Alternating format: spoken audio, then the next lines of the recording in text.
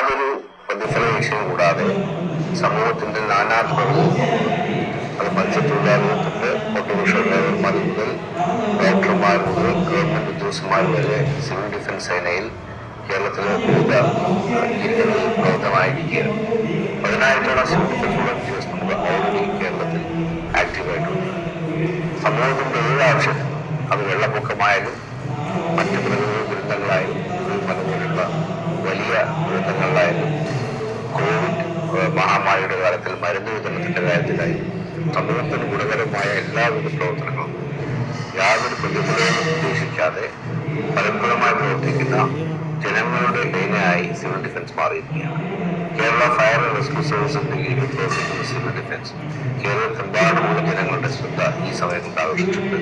അവരുടെ അർപ്പണ മനോഭാവവും അവരുടെ സാമൂഹ്യ പ്രതിബദ്ധതയും ഏത് കഠിന സാഹചര്യങ്ങളും നേരിടാനുള്ള കഴിവും പ്രാപ്തിയും അതിനുള്ള താല്പര്യവും വളരെ മാതരമാണ്.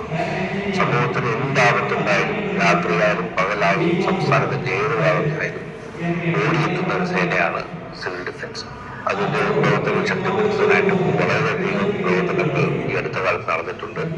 എല്ലാ ജില്ലകളിലും സിവിൽ ഡിഫൻസിന്റെ ഹോട്ട്ലൈൻ സംവിധാനം, കൺട്രോൾ റൂം സംവിധാനം, നേരിട്ട് സംസ്ഥാന ആസ്ഥാനവുമായി ബന്ധപ്പെടാൻ ഉള്ള ഒരു സംവിധാനം നിലവിൽ വന്നിട്ടുണ്ട്.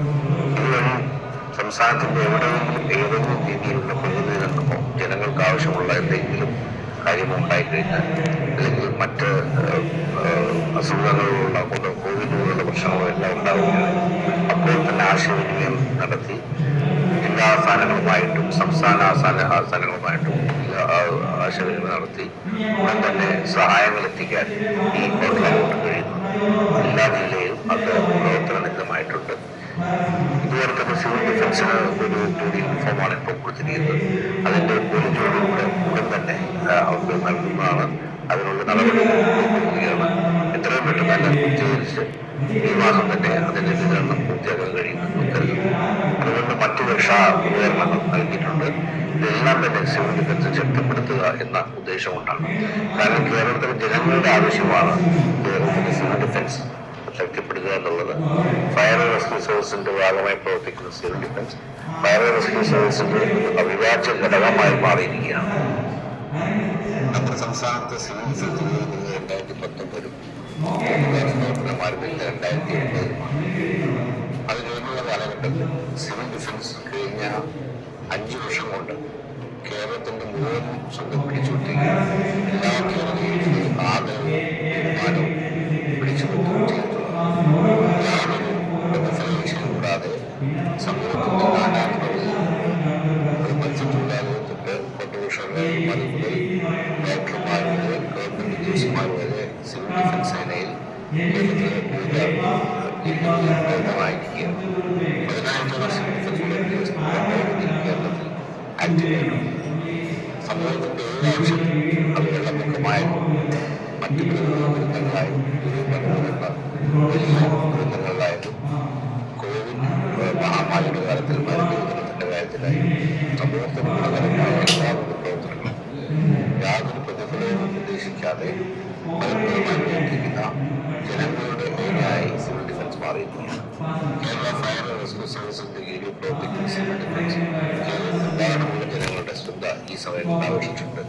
അവരുടെ അർപ്പണ മനോഭാവവും അവരുടെ സാമൂഹ്യ പ്രതിബദ്ധതയും ഏത് കഠിന സാഹചര്യങ്ങൾ നേരിടാനുള്ള കഴിവും പ്രാപ്തിയും അതിനുള്ള താല്പര്യവും വളരെ മാതരമാണ്.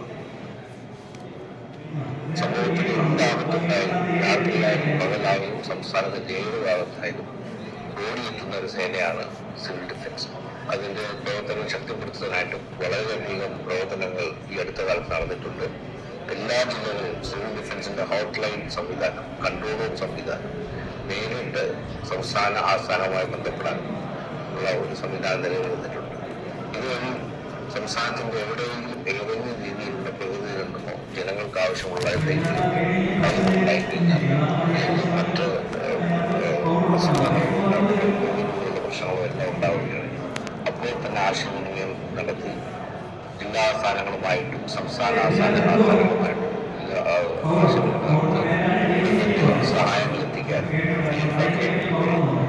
എല്ലാ ജില്ലയിലും അത് പ്രവർത്തനമായിട്ടുണ്ട്. അതുപോലെ തന്നെ സിവിൽ ഡിഫൻസിന്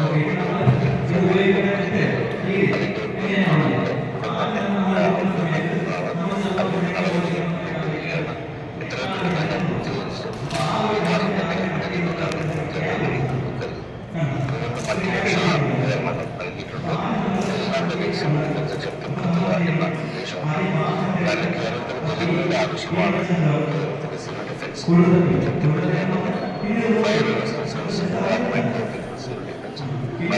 ഡിഫൻസ് അവിഭാജ്യ ഘടകമായി മാറിയിരിക്കുകയാണ്. പുരുഷന്മാരും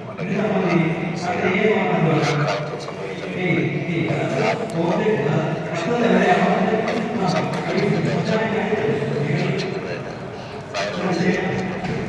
സംസ്ഥാന ഗവൺമെന്റിന്റെ കൂടെ പ്രവർത്തിക്കുന്ന സേനയാണ്. സമൂഹ നന്മയ്ക്കായി സുരക്ഷയ്ക്കായി നമ്മൾ ഒരുമിച്ച് എന്ന ആപ്തവാക്യം മുന്നോട്ട് കൊണ്ടുപോകാൻ സിവിൽ ഡിഫൻസ് വോളണ്ടിയേഴ്സ്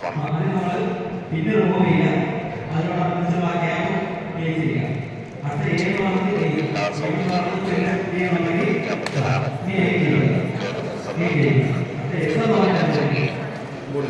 ശതമാനമെങ്കിലും ആത്യന്തികമായി ഉദ്ദേശിക്കുന്നത് എല്ലാ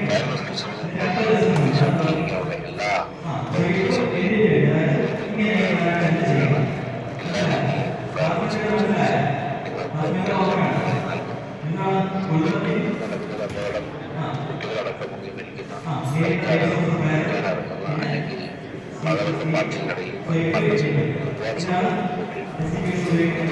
പ്രാപ്തരാക്കാൻ സിവിൽ ഡിഫൻസ് വോളണ്ടിയേഴ്സിന് എല്ലാ ജില്ലാ തലങ്ങളിൽ നടക്കുന്നു.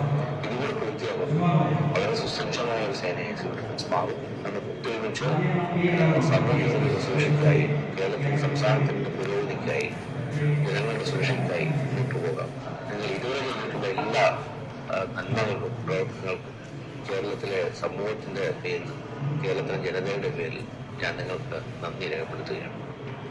അതുപോലെ തന്നെ ഹോംഗാർഡ്സ് കേരളത്തിൽ ആരംഭിച്ച് 2009-ലാണെങ്കിലും അതിനു മുമ്പ് തന്നെ വളരെ മുമ്പ് തന്നെ 1962 ഹോംഗാർഡ്സ് ആക്ട് നിലവിൽ വന്നു.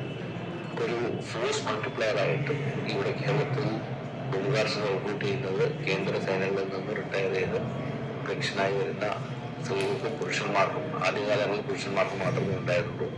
പിന്നീട് സ്ത്രീകളുടെ റിക്രൂട്ടിനുണ്ട്.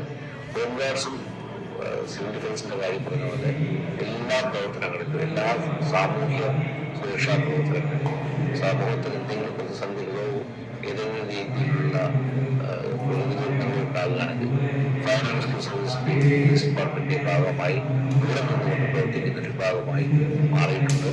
വളരെ ശക്തമായ സംവിധാനമായി ഹോംഗാർഡ് പ്രസ്ഥാനം നമ്മുടെ സംസ്ഥാനത്ത് മുന്നോട്ട് വന്നിട്ടുണ്ട്. അവർക്ക് കൂടുതൽ ശക്തി കിട്ടാനുള്ള പ്രവർത്തനങ്ങളുമായിട്ട് ഫയർ ആൻഡ് റെസ്ക്യൂ സർവീസ് മുന്നോട്ട് പോവുകയാണ്. കേരളത്തിലെ അങ്ങോളം ഇങ്ങോളമുള്ള ട്രാഫിക് സംവിധാനം അത് കാര്യക്ഷമമാക്കുന്നതിന് സുഗമമാക്കുന്നതിന് ഹോംഗാർഡ്സും പോലീസ് ഡിപ്പാർട്ട്മെന്റുമായി ചേർന്ന് നടത്തുന്ന പ്രവർത്തനങ്ങൾ ഹോംഗാർഡ്സിനും പെരുന്നാൾ ആശംസിക്കുന്നു. ഹോംഗാർഡ്സും സിവിൽ ഡിഫൻസും തോളോട് ചേർന്ന് കേരളത്തിന്റെ പുരോഗതിക്കും സുരക്ഷയ്ക്കും സംരക്ഷണത്തിനുമായി ജനതയുടെ സംരക്ഷണത്തിനുമായി കൂടുതൽ ശക്തിയോടെ കൂടുതൽ ആഗ്രഹത്തോടെ മുമ്പോട്ട് പോകട്ടെ എന്ന് ഞാൻ ആശംസിക്കുന്നു.